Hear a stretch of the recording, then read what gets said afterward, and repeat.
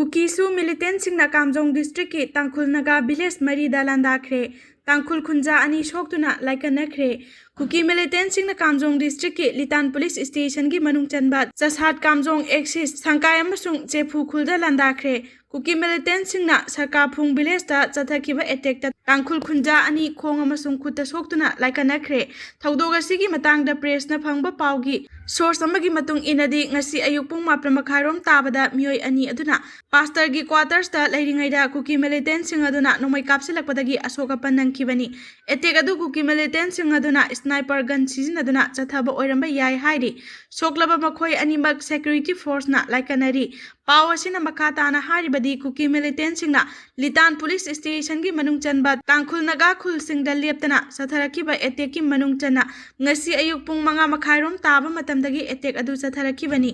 attack adu ngasi ayuk pung 13 helaba phawa sathaki Kuki singna attack satharakiba thodok aduga mari leinana mafam aduda ahenba security force kaya thomjinkhre Kuki singna attack adu national highway gi security force lairiba mafam adudagi inak nakna leiba jaga amadagi sathaba oiramba yai hairi thodok adugi matangda Tangkhul Naga Foothills organization na thadorakpa cherol amana haribana su agreement ki makhada lairiba Kuki Millitant singna sathariba hingsa gi thodok sing asigi matangda state government ki maikaidagi athubada mityeng sangnaba dabi tawrakli Kuki Millitant singna attack adu ngarang numidangdagi hauna sasat kamjong axis sangkai amasung chekphuda attack jathaki Kuki singna satharakiba attack aduna maram oiraga khul sing asigi miyamasi aki jujungba kya mayoknare maram aduna sarkar gi maikaidagi hojik lairiba Litan police station asi sub divisional police officer gi level da upgrade tawgadabani Sina Kaithel village da security force ki platoon 2 Hongman Mapau Jingso amasung Mapau Jingtunda Manipur Rifles IRB gi platoon namamam deploy tawgadabani masigi mathakta sarkar phung amasung thoi dasu ahenba forcing deploy tawduna miyam asoi angam yahondana ba hotnagadabani hairi thaudoga siga mari leinana Central Working Committee Tangkhul Naga Foothills Organization na thadorakpa cherol amana haribana su agreement ki makhada lairiba Kuki Millitant singna satharakiba hingsa gi thodok sing asina maram oiraga miyam awaba kaya mayok ngarang numidangdagi hauna Kuki Millitant singna jasat kamjong axis yauna sangkai amasung mangkot chepuda attack chathaki hariba attack sing asi security force ki mamangwaktada chathakibani Kuki Millitant singna kamjong sarkar phung amasung thoi hariba Tangkhul Naga village asida chatharakiba attack aduna maram oiraga sarkar phung Tangkhul village dagi Ringyui Ram Road sahi 30 amasung Raisan Lunglen sahi 15 mioi ani khong amasung khutta soktuna laikanari asigumba thawong asi akanba moongda condemn tawi security force laina Kuki Millitant singna Tangkhul Naga village singda paksana attack chathariba sida security force singi role karino haukiba February 18 da su organization asina Manipur gi chief minister da memorandum pisinduna Litan police station asi SDPO gi level da upgrade tauna ba Sina Kaithel village da security force ki platoon 2 Hongman Mapau Jingso amasung Jingtunda lairiba miyam asoi angam thoandana bagidamakta MR IRB gi platoon amamam thamnaba taksin balaikre adubu ngasi fawa sarkar gi maikaidagi positive oiba action amata laukhatri haina pendaba phongdokladuna thoi amasung sarkar phung village ki miyam asoi angam thoktanaba ahenba state forcing deploy tawbiu haina dabi tawrakli Financial year gi chillaba matam sida Amit Shah unarunaba CM Delhi da chatkre April 10 fawagi manungda Yumnam Khemchan gi lengak minister taret hapsinduna chawthoklaba yai department ayambagi portfolio paisinba amasung state asigi financial year gi khwaidagi chillaba matam asida Union Home Minister Amit Shah na korokpadagi Chief Minister Yumnam Khemchan Delhi da chatkre khongchat asigi matangda pausi asiga unaduna wari sanabada mahakna hai handaki khongchat asida mahaka Prime Minister Narendra Modi ka unanana ba thaurang laite khwaidagi maru oina Union Home Minister Amit Shah di unagani mahak kaidangwai Imphal da halakani haiba khangdri adum oinamak financial year gi thabak ayambadi loisilamle maduna mahaki khongchat asina financial year gi da thoina akaiba leiroi mahaki khongchat asigi matangda political gi maramda nainaba singna phongdok narakpagi matung ina haujik mahaki lengak chawthokpa ngamdriba amasung Tangkhul amadi Kuki ani gi marakta nauna irang thorakliba asigi matangda akupa wari kya marum sanaraba yai hai tawbata di mahakna imphal da hek halaklagasu minister expansion haibadudi hekta tawkhiroi dauri maramdi financial year gi tanphamasi da minister expansion tawbada fajadaba amasung portfolio yenthokpada khudongcha daba kaya laigadabadu yenglaga April gi ani suba chayol fawgi manungda pangthoklaba yai nauna wasak lawgadariba minister taret asida kana kana hapsingadage haibasisu aruba wafam ama oiri maru oina Satrasingda amasung Ferjol district ki oina minister amakhak pigadra natraga ani pigadra haibasisu yamna kanna nainaribani BJP gi lusingba kharana di laikidraba Thalon assembly constituency gi MLA bungjagin bhalte gi masanupa minister habhaningi assembly constituency adugi mikhal athubada pangthokadaba laibana mikhal adugi su yenglaga mangonda minister fam hana thindokpada party gi oina mapangal kangani haina lauri masigi sumathakta tipaimuk AC gi MLA ngursanglur sanate amasung Satrasingda assembly constituency gi MLA LM Khautena party da utkiba thawgolon adugi yenglaga karambada minister ama pigadage haibadu khanari pawasina makha tana hai hojik tholiba irang asiga mari leinana lengak asida Tangkhul kangbudagi minister ama hapnabasu khanari hojikmaki oina sabsana lepthoktraga su hapkadariba minister asi NPF tagi oigani amasung NPF ki MLA Khasim Basumda oina piraba yai Tampaki lamda minister mari pinanaba thaurang tauri hariba minister mari asi BJP dagi loinamak oigani makhoigi manungda maming panaribasi thongju assembly constituency gi MLA Thongam Bisorjit yauri speaker T Hai Satyabrata gi yenglaga maha recommend torokpa ama fanglaba yai hariba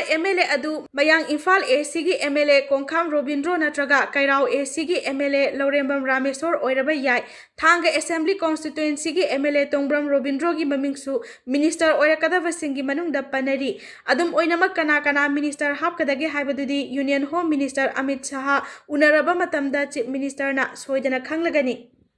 Kamjong subdivision gi manungda lairiba license gun sing chasat police ta surrender tawgadabani DC Kamjong district ki tongan ba mafam kyada Kuki su militant sing amasung Tangkhul naga volunteer sing gi marakta khuthoknariba thokdok sing asiga mari leinana Kamjong district magistrate LN Kasungna Kamjong subdivision manungda lairiba license gun sing mari leinariba chasat police ta surrender deposit tawraknaba khanghankhre hairi Kamjong district magistrate na thokiba order amagi matung ina Kamjong district headquarters ta hojik oiriba law and order gi phibam asi yamna khudong thiningai oire masina maram oiraga mafam aduda santi kairaktuna problem kya thoalakpasu yai maram aduna mafam aduda santi amasung tangdu laitaba phibam ama puraknabagi pandamda mathau taba thabak sing lokhatpa haibasi tangai fade hairaduna Arms Act 1958 gi makhada mangonda piriba power gi matung ina Kamjong subdivision gi manung chanba area da lairiba license gun sing maruga konana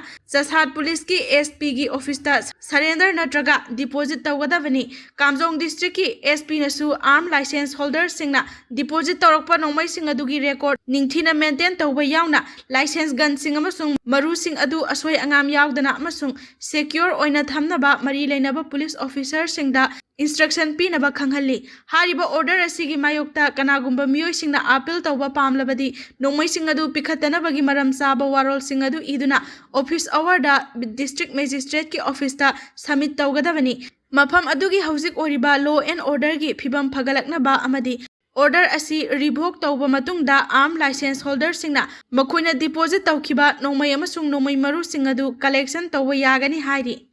School dagi halakpa Kuki mahiroi singda IM na nongmai kaptharakre haina Kuki na maral sikre Ukrul amasung Kamjong district ki area da Kuki amasung Tangkhul volunteer singi marakta leptana nongmai kapnarakibagi thaudok chatharakiba sigi manungtana ngasi exam loraga cycle dagi simol khul tamna lakiba Lungjam Hebron English School gi mahiroi singda Nscn IM na attack chatharakre haina Kuki singi maikai dagi maral sirakli Kuki mahiroi sing aduna social media da thagalakiba warol amada haribana sina kaithel Tangkhul village da central security force marang kaine leirabasu makoina cycle dagi simol khul tamna lakpagi lambida leplen amasung tipibung road ta Nscn IM gi kangbu sing aduna attack chatharakibani ꯇꯤꯄꯤꯕꯨꯡꯗ ꯂꯩꯔꯤꯕ security ꯐꯣꯔꯁꯁꯤꯡꯒꯤ ꯃꯥꯏꯀꯩꯗꯒꯤꯁꯨ ꯃꯈꯣꯏꯅ ꯆꯠꯊꯣꯛ ꯆꯠꯁꯤꯟ ꯇꯧꯕꯗ ꯈꯨꯗꯣꯡꯊꯤꯕ ꯑꯃꯠꯇ ꯌꯥꯎꯍꯜꯂꯣꯏ ꯍꯥꯏꯕꯒꯤ ꯊꯥꯖꯕ ꯄꯤꯔꯤꯕꯅꯤ꯫ ꯑꯗꯨꯝ ꯑꯣꯏꯅꯃꯛ Nscn IMꯒꯤ ꯀꯦꯗꯔꯁꯤꯡ ꯑꯗꯨꯅ ꯃꯤꯆꯝ ꯄ꯭ꯔꯖꯥ ꯅꯤꯡꯊꯤꯅ ꯉꯥꯛ ꯁꯦꯟꯕ ꯉꯝꯗ꯭ꯔꯕꯗꯤ ꯃꯈꯣꯏꯅ ꯃꯐꯝ ꯑꯗꯨꯗ ꯂꯩꯕꯒꯤ ꯀꯔꯤ ꯀꯥꯟꯅꯔꯤꯕꯒꯦ?